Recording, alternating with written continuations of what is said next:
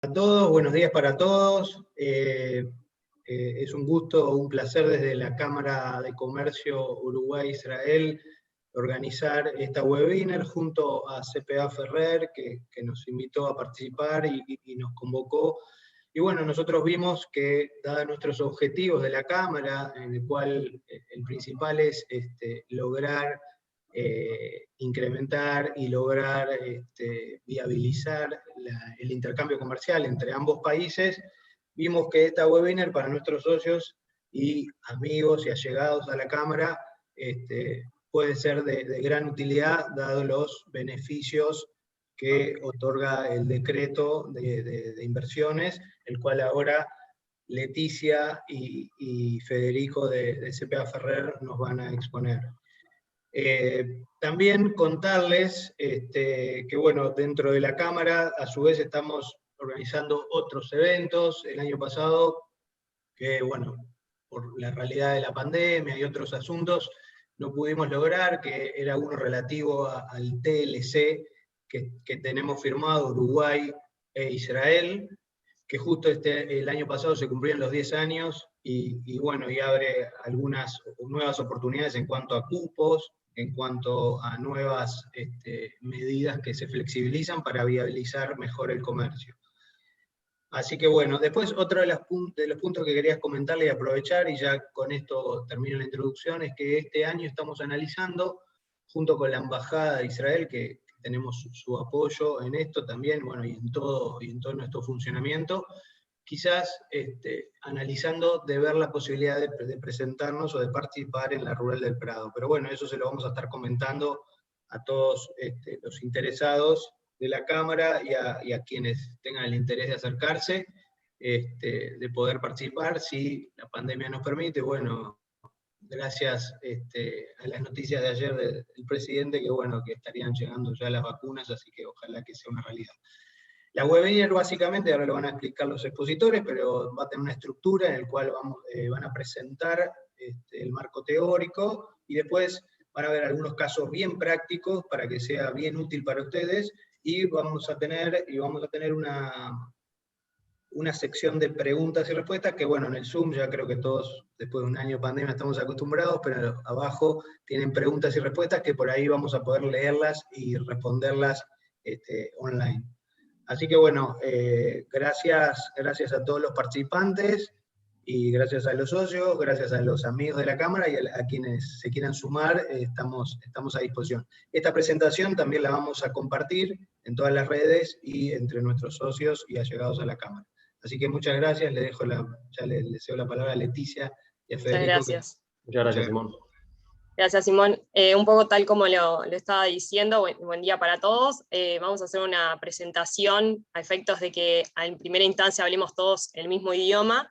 Vamos a hacer una introducción de lo que es un proyecto de inversión en el régimen de promoción de inversiones. Quizás algunos de ustedes ya hayan presentado proyectos y estén familiarizados con esa introducción, pero bueno, lo considerábamos necesario.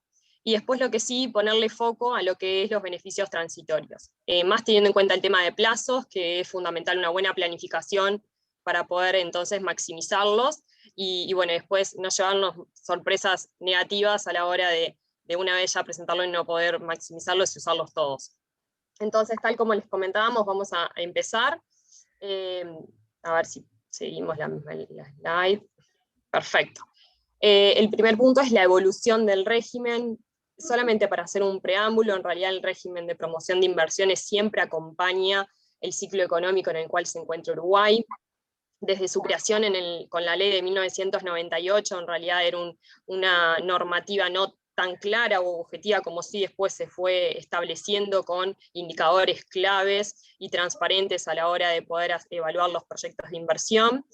Después surge el decreto 455, sucesivamente para adecuarse con la economía surgió el decreto 2, el decreto 143, que en realidad tiene mucho menos plazo de vigencia de lo que tuvieron los anteriores con respecto al nuevo, y como les comentábamos, el 268 es el que se encuentra vigente actualmente como régimen de promoción de inversiones.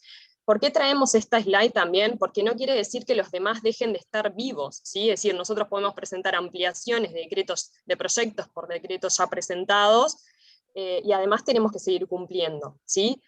tanto indicadores como inversiones, algunos que debemos de hacer los seguimientos anualmente para darle cumplimiento a la normativa. Y lo otro que quisimos acotar son los incentivos transitorios, ¿sí? Siempre a medida que va sucediendo algún acontecimiento, quizás extraordinario a nivel de la economía, se trata de incentivar la inversión, ¿sí? Quizás las empresas en el entorno en el que se encuentre intentan reducir la inversión o por situaciones de eficiencia financiera prefieren no realizarlas, y lo que hace el régimen es, bueno, no disminuirlas o no retrasarlas, sino incentivarlas a que se ejecuten igual, ¿sí? Entonces, ahora sí vamos a dar inicio a lo que es, ¿qué es un proyecto de inversión para el régimen de la COMAP? La COMAP, por las dudas, para aquellos que quizás no están tan familiarizados, es la comisión de aplicación de dicho régimen, y la que le da el ámbito, si bien tenemos una ley, un decreto reglamentario y además circulares, dichas circulares o consultas son emitidas por esta unidad que es la comisión de aplicación de la ley. Entonces, ¿qué es un proyecto de inversión? Nosotros decimos, bueno, tengo intención de presentar un proyecto, pero ¿qué es un proyecto de inversión? Entonces acá tenemos que como cumplir 3 checkpoints, que es, tengo que tener inversión asociada, ¿sí? Tengo que tener indicadores, pero además tengo que ser un sujeto beneficiario de este régimen y que al fin y al cabo pueda yo presentar un proyecto de inversión. ¿Quiénes son realmente los que pueden presentar un proyecto de inversión? Que es la pregunta número 1 que nos tendríamos que hacer. Es que sea un sujeto pasivo de IRAE, ¿sí? Ahí la normativa lo que aclara nada más o adiciona, para no excluirlas, son las cooperativas. Pero eso es el primer punto que debemos de validar. El segundo es qué tipo de inversiones tenemos que considerar. Y acá la norma es bastante clara en lo que tiene que ver con, es inversión solamente que sea computable como activo fijo en la sociedad. Hay una distinción que se agrega en el decreto de que considera los activos intangibles, pero aún el Poder Ejecutivo no ha reglamentado respecto a este punto, pero sí hay que tenerlo presente, dado que el día de mañana podría llegar a ser un potencial rubro a considerarse. Y una vez que yo tengo inversión y soy un sujeto posible de presentar un proyecto de inversión, tengo que cumplir con ciertos indicadores. Y estos indicadores son los objetivos que al fin y al cabo el gobierno quiere promover. A través de ellos son los que tenemos que ver si tenemos o no tenemos puntaje. Este es un régimen de puntajes. Cuanto más puntos tengamos, mejor, ¿sí? Y no quiere decir que tengamos que ir por todos, pero sí tenemos una batería de indicadores a los cuales tenemos que evaluar si nos sentimos cómodos a la hora de presentar un proyecto. ¿Cuáles son? Indicadores como generación de empleo, descentralización, incremento de las exportaciones, inversión en producción más limpia, o inversión en innovación, y después tenemos la particularidad de un indicador específico, que es un indicador sectorial que depende del ministerio evaluador que va a llevar adelante la evaluación del proyecto. ¿Sí? Eso ahora lo vamos a ver en detalle cada uno de ellos.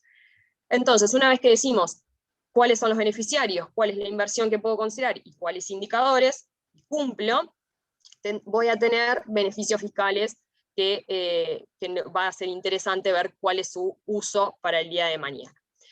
¿Cuáles son los beneficios? Tenemos el beneficio IRAE, quizás como quizás el que tenga más peso de todos los demás. No quiere decir que todas las empresas quieran presentar proyectos de inversión por este beneficio, porque quizás en realidad tengan muchas pérdidas fiscales acumuladas, pero sí es quizás uno de los que tengan más relevancia. Después tenemos la exoneración del impuesto al patrimonio, del IVA y la exoneración de tasas y tributos en la importación de ciertos bienes declarados no competitivos por la industria nacional. Entonces, tenemos claro qué es un proyecto de inversión, tenemos claro qué inversiones podemos poner y qué indicadores. En función de todo esto es que vamos a llegar a los beneficios fiscales que queremos obtener. Pero hay que tener en cuenta que no toda inversión es inversión elegible. Y acá nos hacemos dos preguntas. ¿Qué inversión puedo considerar? ¿Y cuál es el marco temporal de la inversión que yo puedo contemplar? ¿Sí? La pregunta número 1 es, tenemos una lista taxativa en el decreto en el cual nos establece cuáles son las inversiones elegibles. Son los bienes muebles, es decir, todo aquello que la empresa invierta y esté asociado a, por ejemplo, oficina, maquinaria, etc.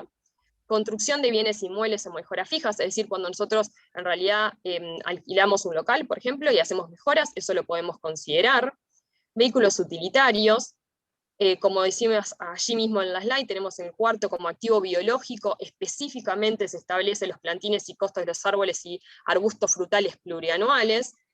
como les comentaba anteriormente, bienes incorporales que va a determinar el Poder Ejecutivo y todavía no lo ha determinado, y quisimos traer dos puntos que son relevantes, que son inversiones que temporalmente se consideran elegibles, que son los vehículos de pasajeros con motorización eléctrica, y una novedad que surgió hace bastante poco, que tuvo bastante repercusión en prensa, respecto a ciertos requisitos a la inversión de paneles fotovoltaicos, ¿sí? De paneles solares fotovoltaicos, que ahora vamos a ver un caso que aumentó un poco los requisitos respecto a lo que venía la normativa anteriormente.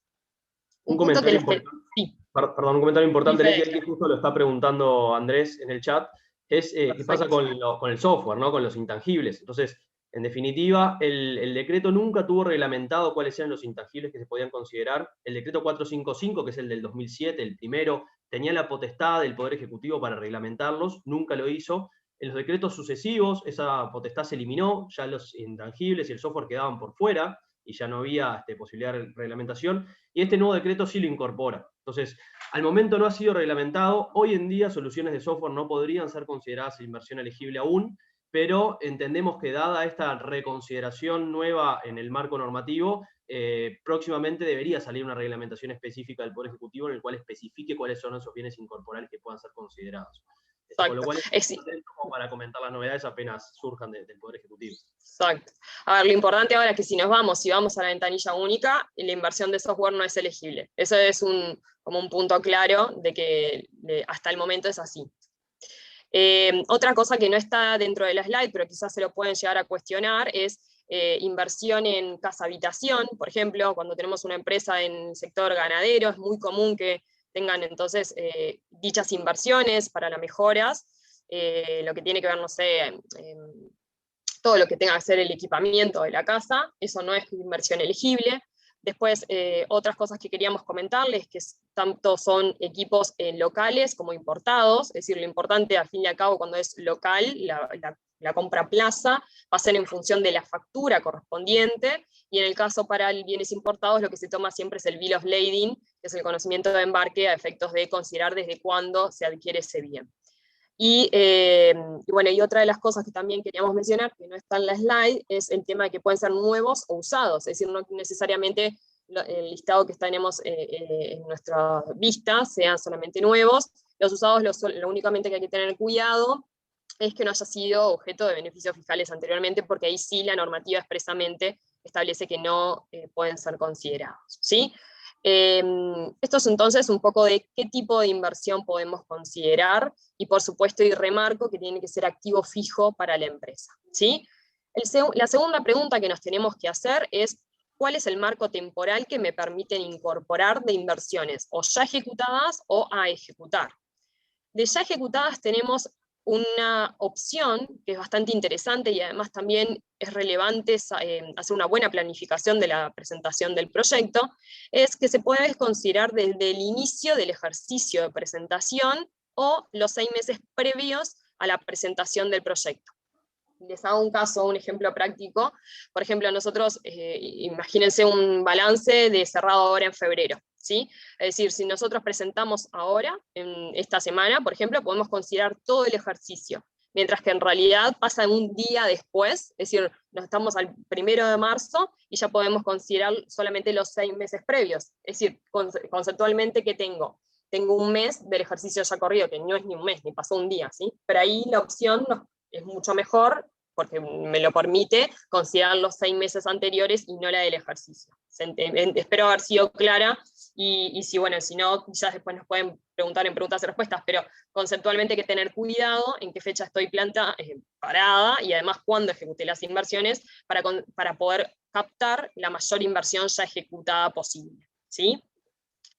Y después lo que tiene que ver con inversiones a ejecutar, en realidad no tenemos un plazo limitante ni muy atado para poder hacerlo, sino que tenemos 10 ejercicios como máximo para poder hacerlo. Generalmente una buena planificación hace que no nos sentamos quizás muy cómodos en poder proyectar más de 3, 4 años, y hace que podamos ver alternativas de no solamente quizás presentar un proyecto, sino quizás después presentar una ampliación cuando uno ya se siente más cómodo con el proyecto, ¿sí? Pero la normativa no establece limitantes respecto entonces del plazo para adelante, ¿sí?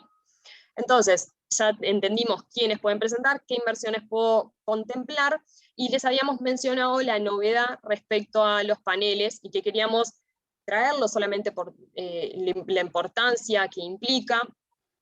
Como pueden ver en la slide, todo lo que tenga que ver con inversión en paneles fotovoltaicos estableció dos requisitos. Uno de los requisitos que vemos allí, el primero es que no puede superar el 20% del total de la inversión elegible del proyecto.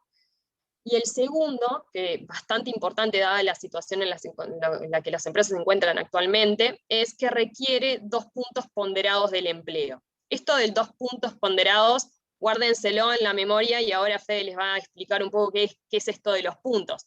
Pero lo que queremos trasladarles a ustedes como requisito es que si ustedes invierten en paneles, además tiene que haber una inversión en generación de empleo, ¿sí? Y otra de las cosas que es relevante es que tiene un impacto significativo en el nivel tecnológico. El nivel tecnológico es un indicador que lo que mide es, en este caso puntual, que estos bienes generan energía. Entonces, como genera energía, tiene un puntaje adicional bastante interesante, que lo que antes que teníamos este cambio de la normativa, esta inversión puntuaba de forma significativa en lo que tiene que ver con el indicador de nivel tecnológico y el indicador de producción más limpia, que también, recuérdenlo, pero queríamos dejar acá esta slide porque hablábamos de la inversión. Entonces, si vemos un caso práctico, nosotros teníamos un proyecto de inversión con estos supuestos, ¿sí? Una empresa en marcha, quizás en el sector comercial. Esto ahora es anecdótico porque no nos limita en nada el análisis, podría ser de otro sector, con un proyecto de inversión de 500.000, una inversión en paneles de 100.000 para cumplir esta relación que estábamos hablando recientemente del 20, y la localización, imagínense que es en Montevideo, ¿sí? Esto teníamos un proyecto que obtenía un porcentaje de exoneración de IRAE de un 39%, es decir, una exoneración potencial de casi $200.000. Para que piensen, nosotros tenemos que tener puntos, y esos puntos nos dan un porcentaje de exoneración de IRAE. ¿Qué es esto? Es como que tengo en mi cuenta corriente un saldo a favor para el día de mañana usarlo para beneficio de impuesto a la renta, ¿sí? Y puedo usarlo en un plazo específico. Este caso, este supuesto, nos daba 6 años de uso. Nosotros lo que realizamos fue el mismo caso, cumpliendo con lo que establecía el 20%, pero incorporando la exigencia del 2 puntos en el nivel de empleo. Solamente para que vean visualmente, lo que requiere ahora para poder presentar el proyecto es la generación de 7 nuevos puestos de trabajo, y esto claramente, al tener más indicador, tenemos más exoneración, ¿sí? Porque estamos teniendo como más puntos asociados, y eso obtenemos más exoneración potencial. Pero al fin y al cabo, lo que las empresas deberían de hacer es la relación costo-beneficio, ¿sí? De este costo incremental de las 7 personas, que además la normativa lo que establece es que el cronograma de control son de 3 ejercicios, por lo cual entonces nosotros esas 7 personas las tendríamos que mantener por 3 ejercicios, versus el beneficio potencial que estamos poniendo, además de lo que estamos considerando de que, bueno, es una exigencia que no estaba visualmente establecida antes del cambio que fue hace una semana. Así que imagínense que nosotros hemos presentado proyectos de inversión con lo que tenemos ante la izquierda, y ahora si una empresa nos propone presentar o invertir por paneles, debemos de entonces evaluar el tema del incremento en el personal, ¿sí? Está claro que esto hace también tener más beneficio en más plazo, pero bueno, es parte del ejercicio que deberíamos hacer todos con cada caso para ver qué empleo se requerirá para poder presentar el proyecto, ¿sí? En función de esto, entonces, entendemos que ya tenemos como el mismo idioma, lo que tiene que ver quiénes son los que pueden presentar y la inversión. Entonces le voy a dar paso a Fede para que les cuente qué puntajes o cómo es ese sistema de puntos a efectos de poder presentar un proyecto de inversión.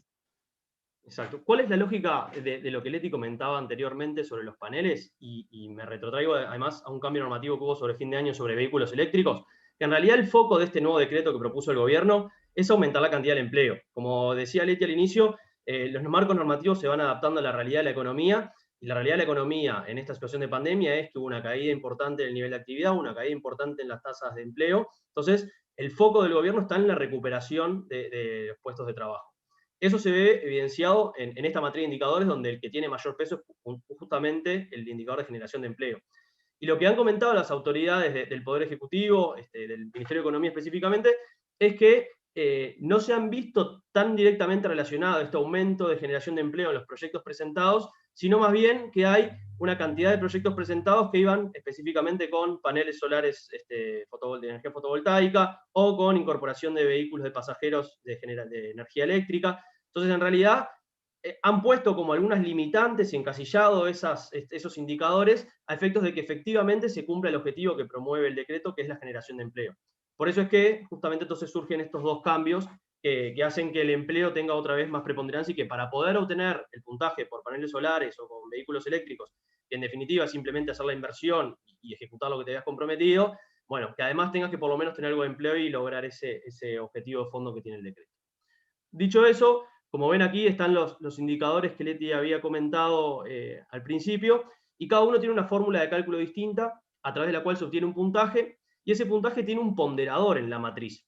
Entonces, ese ponderador, el empleo es el que tiene un peso más relevante, justamente por este objetivo que sigue el gobierno, y si se fijan, la totalidad de esos ponderadores suma 150%. Esta es una novedad respecto a los regímenes anteriores. Siempre había sido, hasta el decreto 2 había sido un 100%, en el decreto 143 había aumentado un poquito justamente con este afán de recuperar los niveles de actividad y la inversión directa, y con este nuevo decreto se aumenta aún más este porcentaje total que tiene la matriz. El objetivo acá es obtener 10 puntos ponderados a través de los distintos ponderadores, que es el máximo posible, y con eso se alcanzaría un 100% de exoneración a la inversión. Cuanto menor sea el puntaje obtenido en la matriz, menor va a ser el puntaje ponderado y por ende menor va a ser el porcentaje de exoneración. Por eso es que al principio comentábamos que el foco está en generar la mayor cantidad de puntaje posible.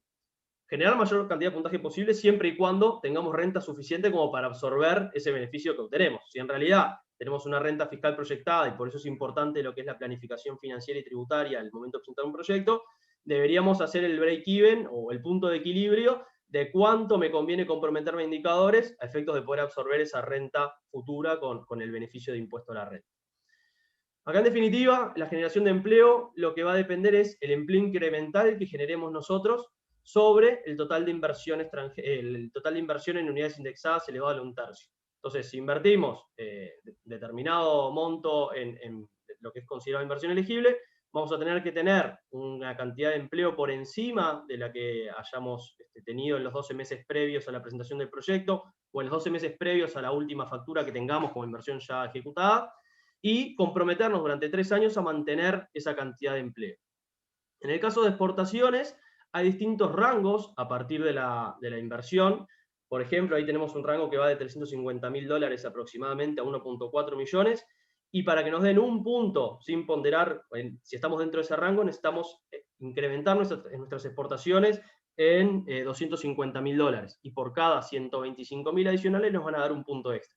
Así, hay distintos rangos de inversión que van generando requisitos mínimos y requisitos incrementales para los distintos puntos.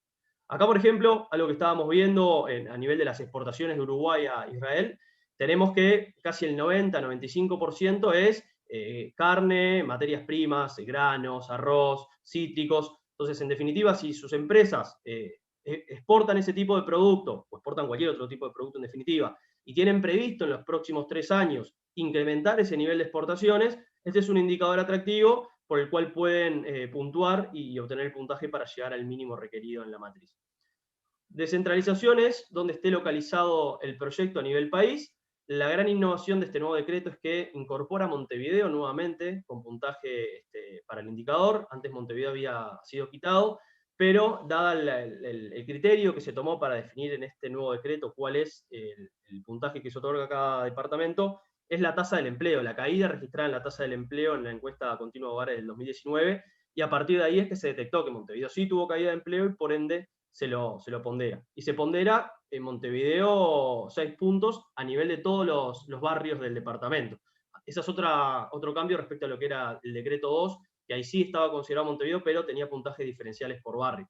Esto es un punto atractivo porque, si bien tenemos que generar un punto con cualquier indicador, a excepción de descentralización, y ese va a ser como un indicador que incremente adicional el puntaje, es bastante relevante tener 6 puntos si hacemos un proyecto en el departamento de Montevideo. A nivel de tecnologías limpias, acá van a poder ser consideradas todas las inversiones que generen externalidades positivas al medio ambiente, siempre y cuando sean por encima de los requisitos normativos mínimos que tienen las empresas, y se va a otorgar un punto cada 5% de la inversión que sea efectivamente en lo que es tecnologías limpias respecto al total de la inversión del proyecto. Acá, por ejemplo, tenemos todo lo que son los paneles, las energías renovables pueden puntuar por este indicador, sistemas de riego, sistema de tratamiento de efluentes, todo ese tipo de conceptos que son amigables con el medio ambiente pueden ser considerados elegibles para este indicador. Lo que es investigación, desarrollo e innovación es la misma dinámica de cálculo, es el peso que tenga esa inversión en el total de la inversión del proyecto, y se considera como innovación todo aquello que genere nuevos tipos de productos o procesos que mejoren la eficiencia productiva en la empresa. Entonces, en este caso, hay un punto importante que incorpora el nuevo decreto, es que no solamente un único proyecto puede considerarse innovador, que eso era lo que siempre había sido, una empresa incorporaba una disrupción tecnológica que hacía que el proceso fuera más eficiente, lanzaba un nuevo producto al mercado, y únicamente esa empresa podía obtener puntaje para el indicador de innovación. Ahora lo que plantea la norma es que el año siguiente, al que el primer proyecto sea presentado, también va a obtener un puntaje, es el 70% del puntaje total que obtuvo el primero, y al segundo año también las empresas que vayan por ese mismo tipo de inversión en innovación van a obtener puntaje, va a ser un 30% de lo que hubiera sido el primero. Con lo cual, esto da un poco de holgura a las empresas para que puedan tener inversiones que ya fueron consideradas innovadoras por otro, pero que igual tienen 2 años como para ejecutarlas y obtener puntaje.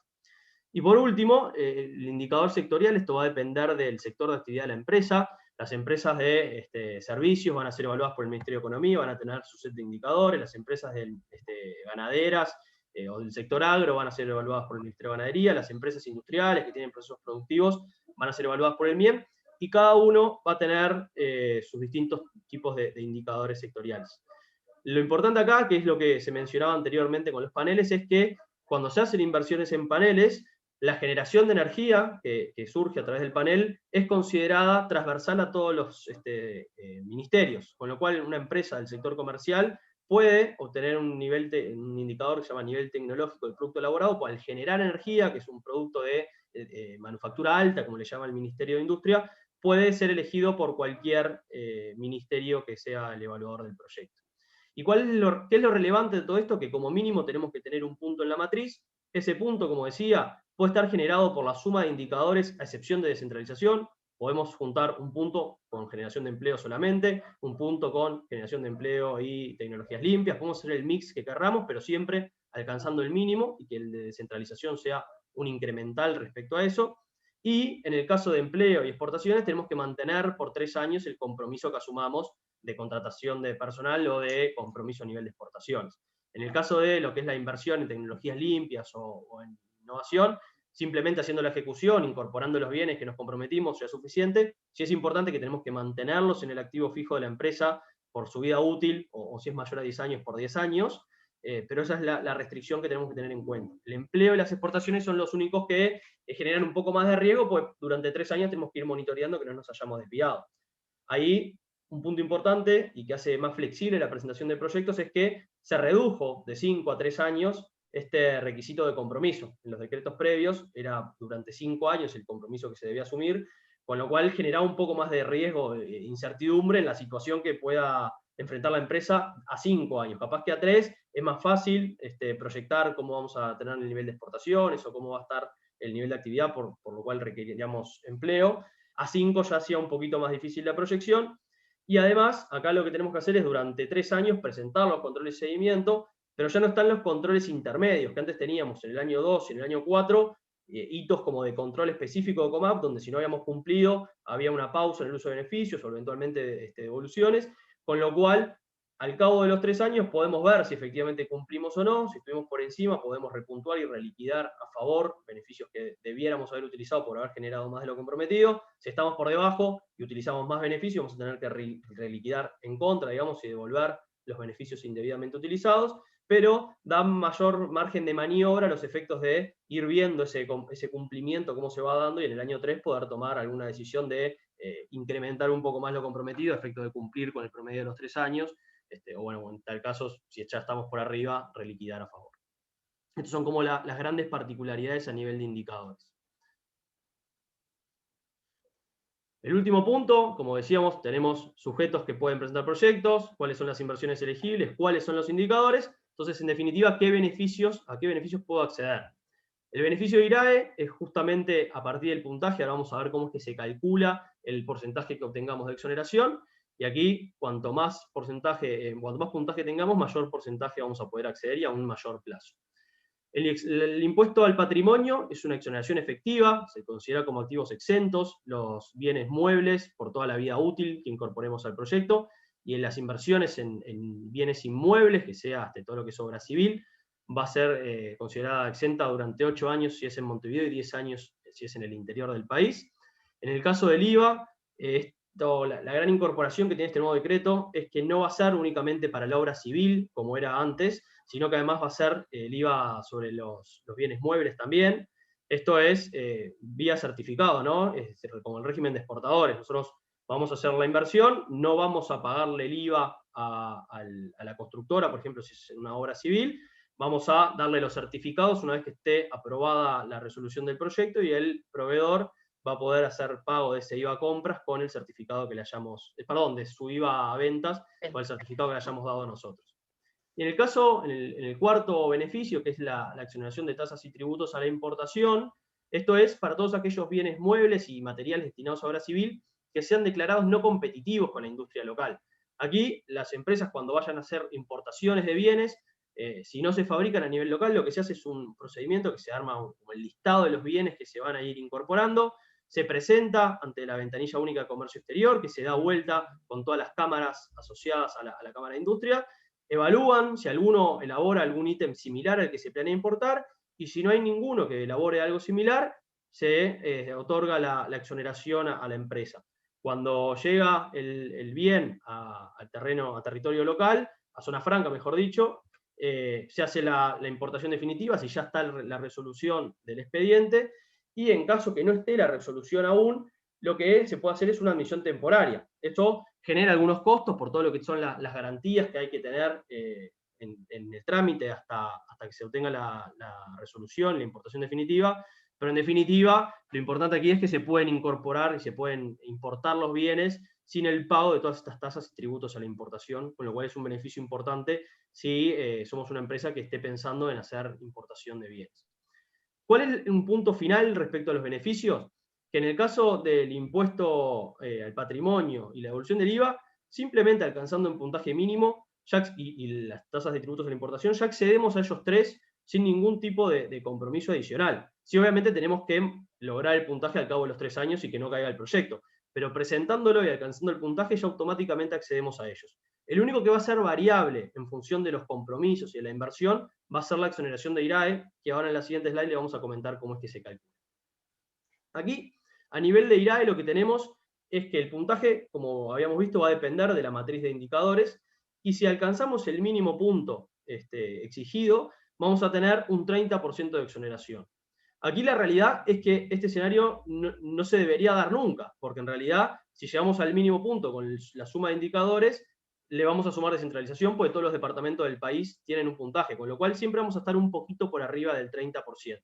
Y el máximo al que podemos acceder es un 100% de exoneración. Acá siempre un chiste, digamos, que hacemos a nivel de equipo cuando analizamos este punto, es que con los decretos previos, sobre todo el decreto 2, para acceder al 100% de exoneración en los 10 puntos, tenía que básicamente venir Apple, instalarse en Artigas, generar una gran cantidad de puestos de trabajo, aumentar exportaciones, hacer inversiones en aspectos innovadores y amigables con el medio ambiente, y capaz que ahí se llegaba al 100%.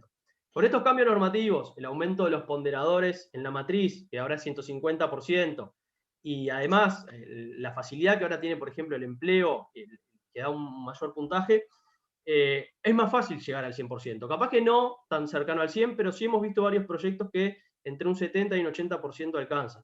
Y más aún, si esto se potencia con los beneficios transitorios que vamos a comentar en unos minutos, se puede llegar al 100% e incluso sobrepasarlo a través de la aplicabilidad de esos beneficios transitorios. Con lo cual estamos en un momento bastante positivo para lo que es el régimen de promoción y para la obtención de beneficios fiscales a través de este marco normativo. ¿Y cómo es la fórmula de cálculo para obtener este porcentaje de exoneración? Bueno, tenemos el puntaje obtenido en la matriz, a ese puntaje le vamos a restar 1, lo vamos a multiplicar por 70%, lo dividimos entre 9 y lo multiplicamos por el 70%. Es decir, si tuviéramos el puntaje mínimo de 1, 1 menos 1 nos da 0, dividido 9, 0, por 70% 0, más 30%. Ese 30% es el que estaba definido como el porcentaje de exoneración mínimo. Por el contrario, si sacáramos 10, que es el máximo, 10 menos 1, 9, 9 dividido 1, 1, por 70, 70, más 30, 100%. Así es como se calcula este porcentaje de exoneración para ver cuánto es lo que podemos obtener.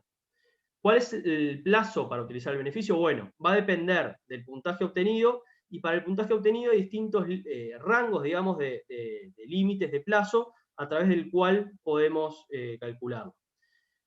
Acá lo que tenemos es que el mínimo va a ser de 4 años, pero la normativa nos permite puntuar 2 ejercicios como suspensión del uso de ese plazo, por lo que en definitiva termina siendo un plazo mínimo de 6 ejercicios, porque si en alguno de ellos nosotros tenemos una renta fiscal muy chiquita y no queremos perder ese ejercicio para el cómputo, podemos suspenderlo, y esos 2 ejercicios en los que podemos suspender en definitiva no son consecutivos, podemos hacerlo en cualquier momento del horizonte de inversión. Y además, si somos una empresa que está haciendo muchas inversiones y pasa a tener pérdida fiscal en los primeros años, tenemos hasta 4 años consecutivos para no comenzar a computar este plazo. Con lo cual, esto siempre estuvo, con lo cual no es una innovación, pero sí la suspensión en 2 ejercicios no consecutivos, y sumado a todo lo que está dando el régimen, hace que sea más flexible y tenga un mayor plazo de utilización a lo largo del horizonte de proyección, y que permita capturar, por ende, un mayor porcentaje de exoneración. ¿Y cuál es la consideración que tenemos que tener en cuenta? Bueno, que hay límites para utilizar estos beneficios. Siempre vamos a tener que pagar un mínimo de un 2,5% de impuesto a la renta. En definitiva, lo que exoneramos es el 90% del impuesto del ejercicio, esto como uno de los topes. El segundo tope es que haya invertido. Yo voy a poder considerar, voy a poder exonerar hasta el tope de lo que yo haya invertido en el ejercicio, y obviamente el beneficio que me haya otorgado la resolución. El segundo tope tiene un cambio respecto a lo que era anteriormente el decreto 143, que antes era el monto efectivamente invertido por el porcentaje de exoneración que yo había obtenido. Con lo cual eso me limitaba bastante más el uso, y el considerar únicamente la inversión ejecutada hace que uno pueda aprovechar más rápido el beneficio y capturar más rápido. Eso obviamente también potenciado por lo del 90%. La normativa previa consideraba un 60% de exoneración, con lo cual estamos pagando todos los años una tasa mínima del 10%. Eso es una gran diferencia, y que también colabora con esto de capturar el beneficio más rápido. Si vemos en unos ejercicios, unos casos de negocio que vamos a presentar ahora a continuación, el porcentaje de captura de los beneficios es bastante superior en este nuevo decreto respecto a los anteriores, ante niveles similares de beneficio porcentual. Con lo cual, todo este combo de innovaciones que presenta el nuevo decreto hace que sea súper atractivo este marco normativo, sin considerar los beneficios transitorios, que además potencian aún más los beneficios fiscales. Pero todo esto a nivel base, digamos, sin tomar ningún incentivo adicional, es muy atractivo respecto a lo que eran los marcos anteriores. Si querés, Fede, por tema de tiempo nada más, podemos de los 3 casos que teníamos de potencialidad presentar uno, y así ya nos da bien el tiempo para si no quizá queda un poco largo. Bien, bien. Sí, si te parece hacemos el 2, que es justo el que tenemos con... Perfecto.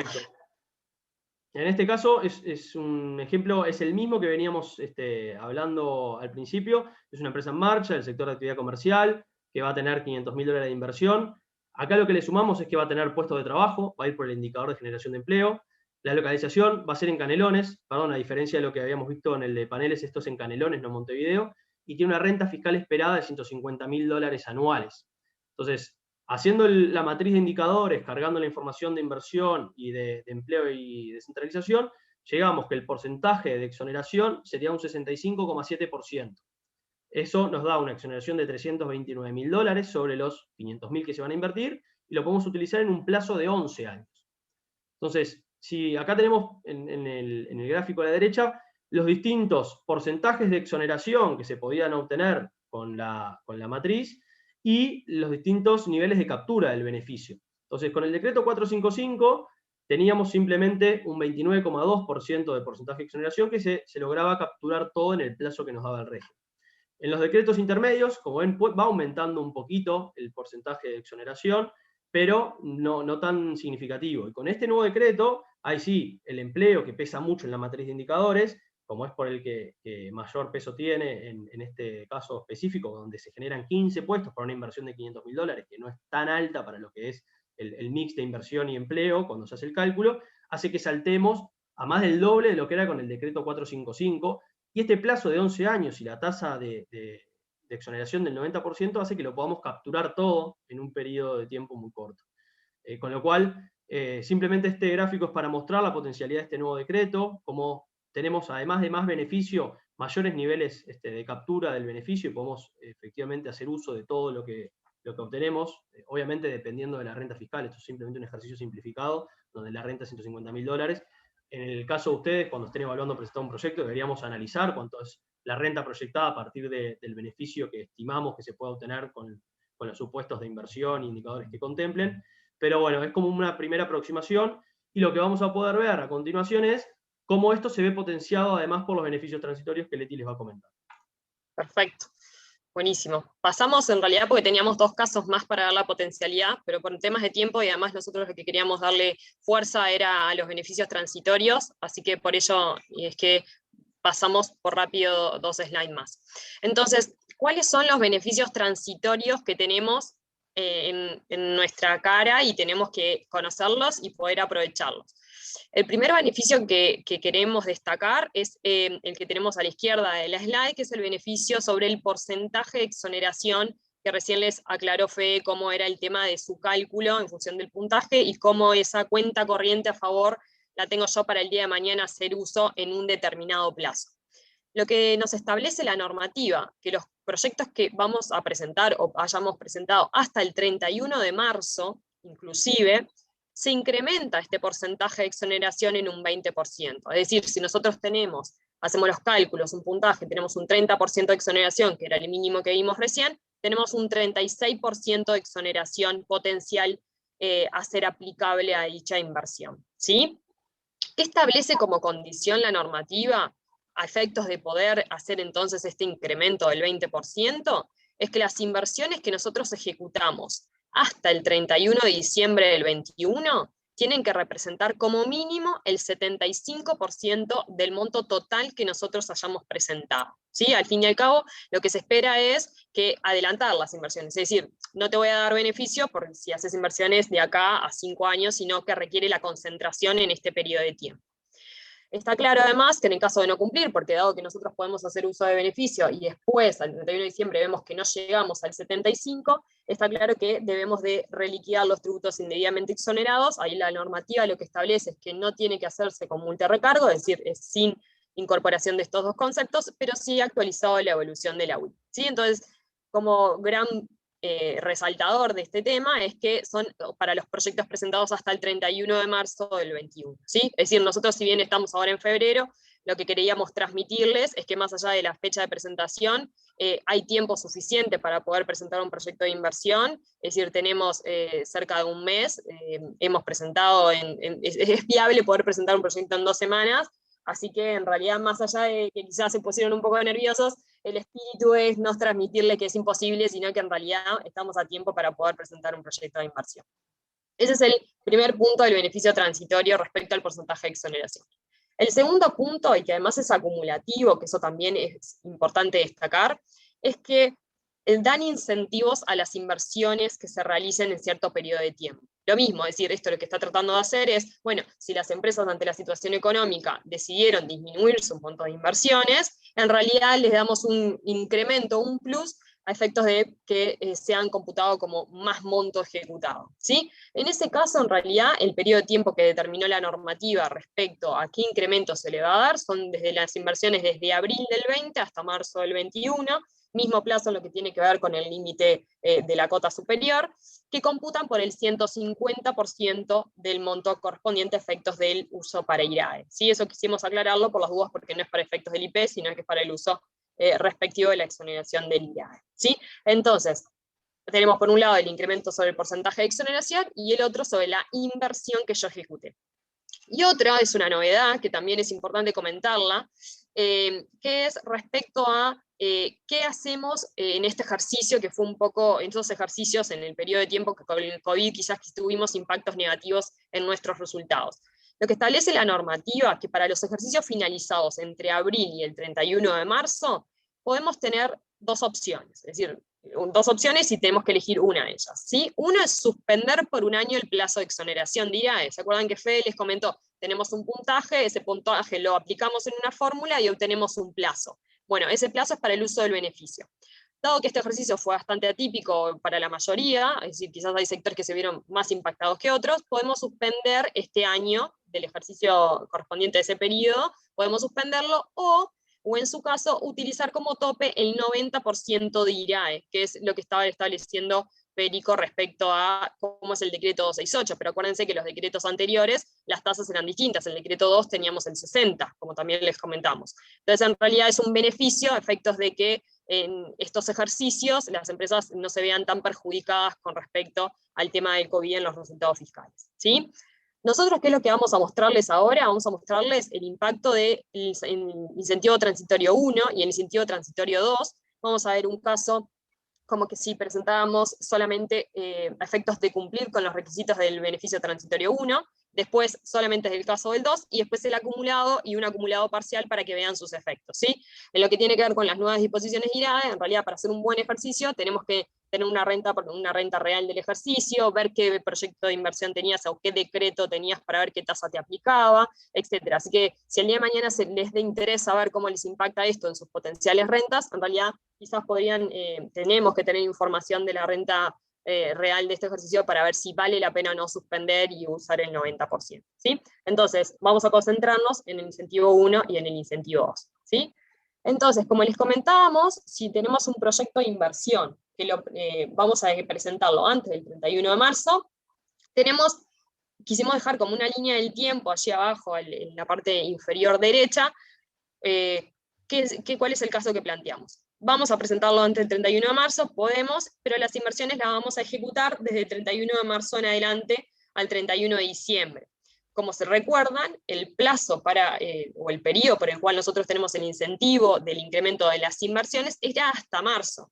Entonces no podemos aplicar en este caso el incentivo transitorio 2 que les hacíamos mención en la slide anterior, sino que aplicaríamos el incentivo de la transitorio 1, que es el incremento en el porcentaje de exoneración por el 1,2 que hacíamos mención, ¿sí? Entonces, como es el mismo caso que les planteó Fede respecto a la potencialidad, tenemos los mismos supuestos. Es una empresa en el sector comercial con una inversión de $500.000 y generó 15 puestos de trabajo, y teníamos entonces una exoneración base del 65,93% de uso de beneficio potencial.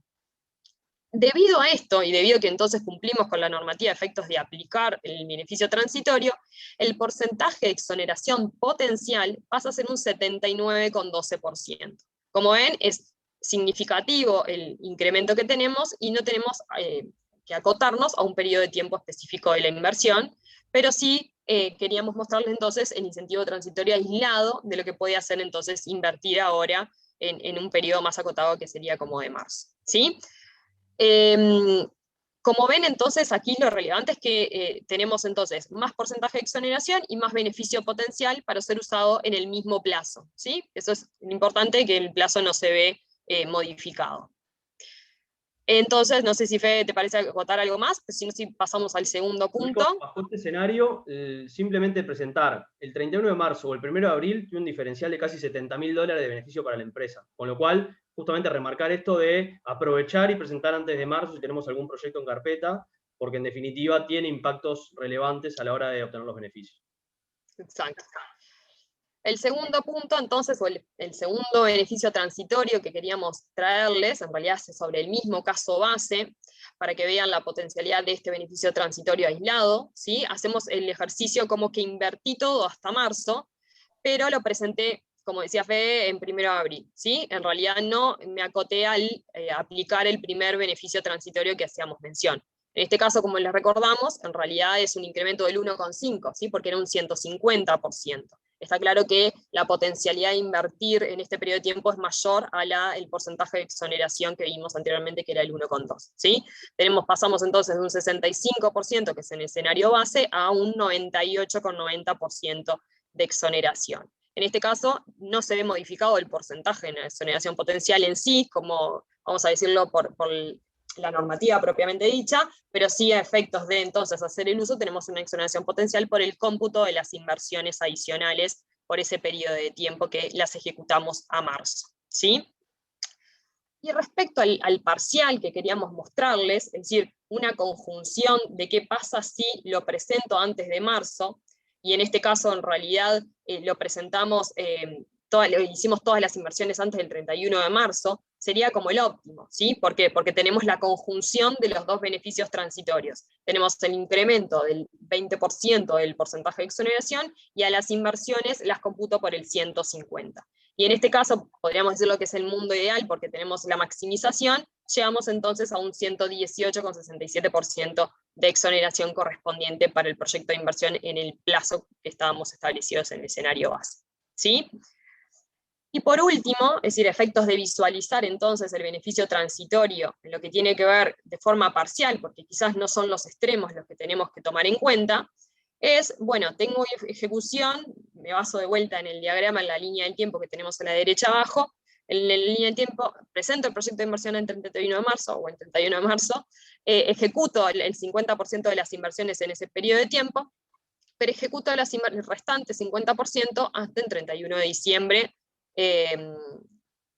para llegar al 100%, ¿sí? En el mundo también considerando que vamos a invertir todo. Entonces, en realidad, recuerden que para el 31 de marzo podemos computar el 20% de incremento del porcentaje de exoneración y además el 50%, es decir, el 150% de las inversiones, pero para el periodo de marzo al 31 de diciembre vamos a entonces incorporar solamente por el 20% de exoneración que estábamos diciendo del beneficio transitorio 1 aplicable para este caso, ¿sí? Entonces lo que tenemos que ir viendo nada más en la línea del tiempo que me aplica, si el 120 y el 150 o solamente el 120. En este caso entonces tenemos, si recuerdan, dejamos en la misma gráfica el efecto progresivo de que tenemos en estos casos, el base el 65%, el incremento del porcentaje de exoneración tenemos un 79%, después el cómputo solamente de las inversiones el 80%, y por último un 98,90% en ambos beneficios transitorios, ¿sí?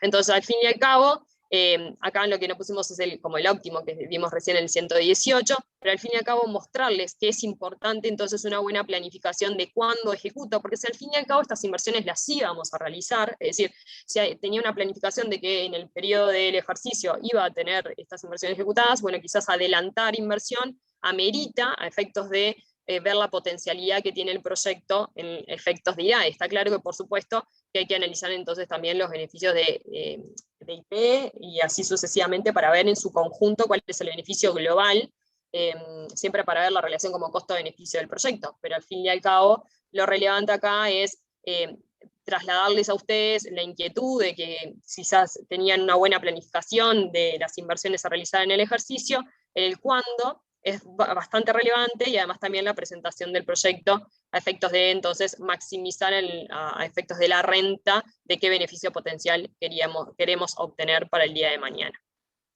Este sería el último caso que queríamos mostrarles. No sé si, Fede, querés acotar algo más, o ya dejamos la instancia de consultas a efectos de poder entonces profundizar quizás alguna consulta que tengan respecto a las slides que les mostramos. No, perfecto. Creo que aprovechemos a ver las preguntas que hayan en particularidad de algún caso de ellos. Ahí, por ejemplo, Daniel nos está preguntando si hay departamentos que tienen más incentivos que otros.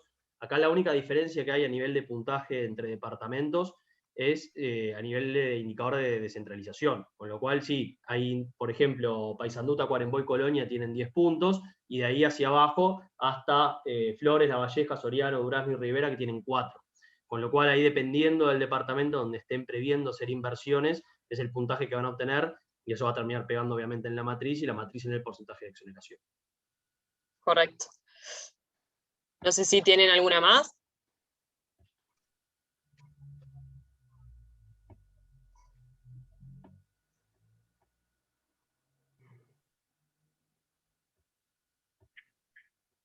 Ahí, Leti, me están preguntando en el chat, ¿qué pasa si hay inversiones después de diciembre del 21? Bien, bien, Por es ejemplo, una buena pregunta.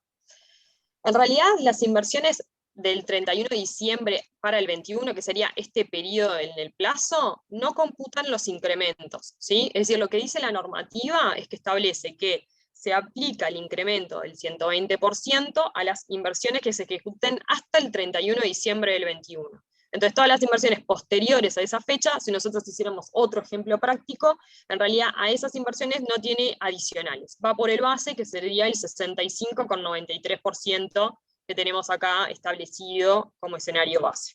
Eso es así. Más allá de que cumplamos con el 75%, ¿no?, que establece la normativa para poder cumplir. Bien. ¿Alguna pregunta más?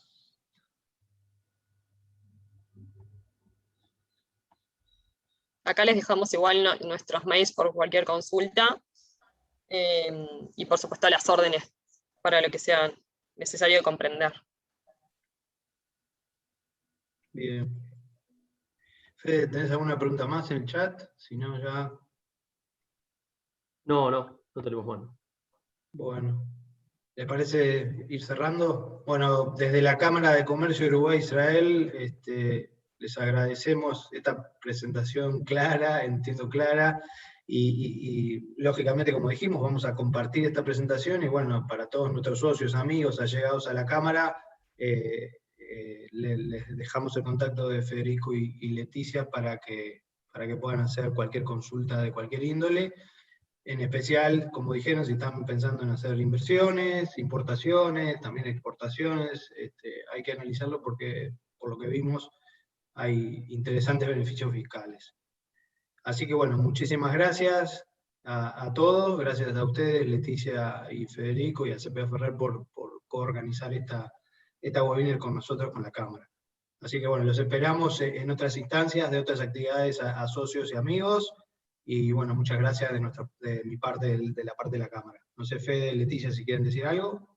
No, muchas gracias a ustedes también por la instancia, y creemos que era fundamental, más allá del plazo, esperemos que no salgan corriendo asustados, pero que no, tenemos tiempo y es viable una buena presentación, y a conciencia, como decía Federico, no es tengo una matriz y generar muchos puntos, sino que ajustarla a la realidad de cada empresa, y el día de mañana no sentirse ahogados o ajustados por los compromisos que al fin y al cabo se apliquen, ¿no?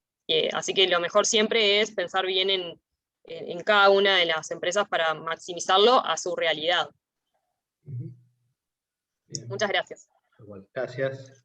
Gracias, Simón, y gracias a todos por acompañarnos. Bueno, saludos, buena jornada. Hasta luego. Buen día para todos. Chau, chau.